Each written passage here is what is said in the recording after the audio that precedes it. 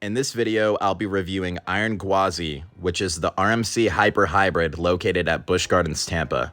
It opened in 2022, and just like Velocicoaster, which I reviewed in the last video, I got to ride this roller coaster recently when I went to Florida. I must say, this roller coaster blew me away. In my opinion, it is significantly better than Steel Vengeance. And the reason I'm comparing those two is because they are very similar to each other, as you'll see when I list off the stats.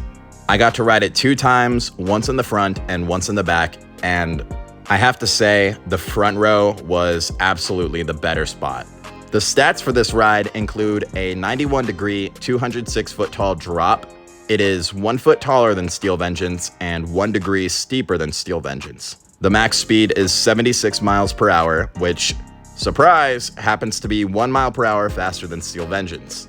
We all know what was going on when they designed this roller coaster. They were being petty and they wanted to one-up Steel Vengeance in every way possible. The presentation of this ride is beautiful. It's purple and it has the wooden structure. The trains look really cool. I didn't know how I felt about them when they first announced this ride a few years ago, but seeing them in real life, they're really nice designs. Now, the theming isn't that great, and honestly, there really isn't any there. It pays homage to the original Gwazi in some ways, but to be honest, I don't care about the theming at all. All I cared about when I rode this coaster was that it was a walk-on, which was great. So now that we've gotten all that out of the way, let's get into the layout and I'll tell you my thoughts on this coaster. Iron Gwazi starts out with a 206-foot tall, 91-degree drop, and this drop is really good. I honestly think it was more exciting than Steel Vengeance, but personally, I don't think these two coasters have drops that are top 5 worthy when it comes to ranking drops if you do that. It's really good, it's a nice pop of ejector, but that's about it. After this, you'll go into a massive Outer Bank turn, and yes, this Outer Bank turn is way better than Steel Vengeance's. I'm sorry that I'm comparing this ride to Steel Vengeance so much, but they're very similar, and this ride was designed to one-up it. Following this, you're gonna go upward into the death roll, and this is an insanely aggressive element. It's very similar to how the Mosasaurus roll acts, and honestly, I think I slightly enjoyed this element more than the Mosasaurus roll. It really whips you through it, and it's such an aggressive moment of the ride.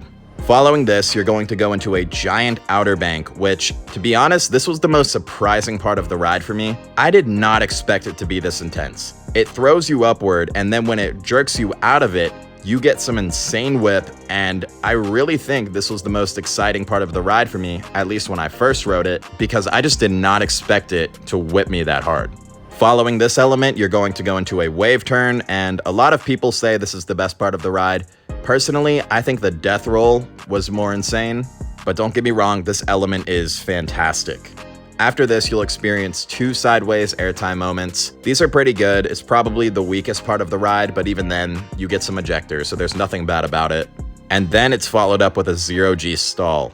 To compare it to Velocicoaster again, I actually prefer Velocicoaster's stall, but this one is still good. There's nothing bad about it, and there's nothing extraordinary about it. It's just a good stall. After this, you'll go into a little airtime hill, followed by a double up, and all 3 of these airtime moments are really good, especially that last one, exiting the double up. It gives some really good ejector, and honestly, that double up reminds me of the Storm Chaser Double Down.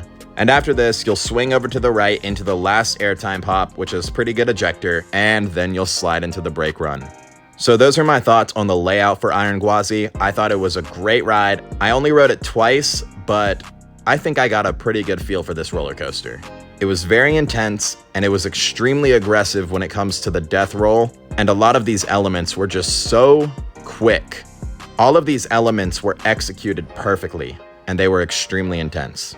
Like I said, my favorite part of the ride was most definitely the death roll. That was the most aggressive maneuver this ride had to offer, but every part of this ride was really good in one way or another. Now, I have heard a complaint about this ride from certain people in the past, and that's the fact that it's not that long of a ride. I've heard the same complaint for Lightning Rod before, and here's my thing. I don't actually care if a ride isn't long as it is insanely impressive. And this ride absolutely impressed me, more so than I even thought it would in the first place. Steel Vengeance is a much longer ride, obviously, but this one just wowed me more. This coaster is my number 2 overall, and to be honest, I don't have a single complaint about this ride. It's just great. It's perfect. This is a coaster that I would recommend people to make a flight out to Florida just for. It really is that good. So for Iron Gwazi's final score, I'm going to be giving it a 10 out of 10, obviously.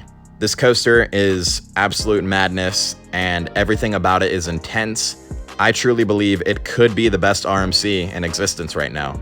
This ride, along with Velocicoaster alone, made the trip to Florida worth it, and I definitely need to go back to Busch Gardens Tampa eventually to ride this again. So that'll do it for my review of Iron Gwazi, located at BGT in Florida. I hope you guys enjoyed it.